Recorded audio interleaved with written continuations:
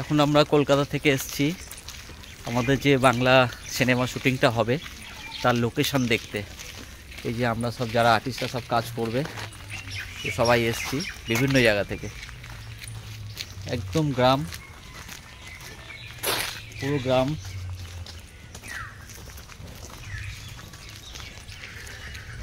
খুব তাড়াতাড়ি আমাদের শুটিংটা কমপ্লিট হয়ে যাচ্ছে, আপনারা প্রত্যেকে দেখতে পাবেন।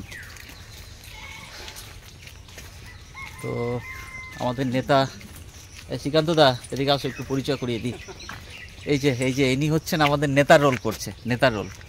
দাদা কেমন লাগছে একটু বলুন, নেতার রোল করছেন? খুব ভালো লাগছে, খুব ভালো। তাই প্রথমবার নাকি কাজ করছেন?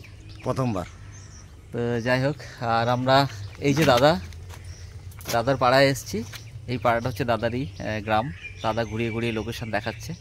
তো চলো দাদা।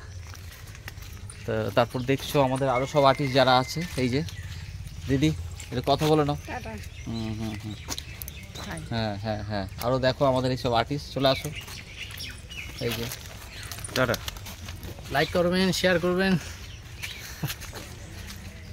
তো মোটামুটি আর 2-3 দিনের মধ্যে আমাদের শুটিংটা শুরু হচ্ছে। অর্ধেক শুটিং অলরেডি হয়ে গেছে, আর খুব তাড়াতাড়ি আমাদের শুটিংটা শুরু হচ্ছে।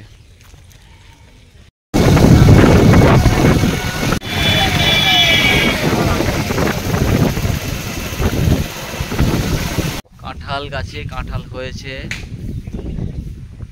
আজকে রথের দিনে আমরা শুটিং লোকেশন দেখতে বেরিয়েছি। এইখানেই আমাদের শুটিংয়ের এই শটগুলো হবে। ফাইনালি আমরা লোকেশন পেয়ে গেছি, যে লোকেশনটা চাইছিলাম। এই হচ্ছে সেই লোকেশন। এই লোকেশনেই আমরা এই শুটিংটা করব, যেখানে একজন স্কুল টিচার সে ইলেকশনে দাঁড়াবে, তার বাড়ি দেখাবো এটা, এবং তার এখানে পুরো ফ্যামিলির মার্ডার সিন আছে। পুরো মার্ডার সিনটাই আমরা এখানে করব। তো আসলে একটা দেখে নিই ভালো করে,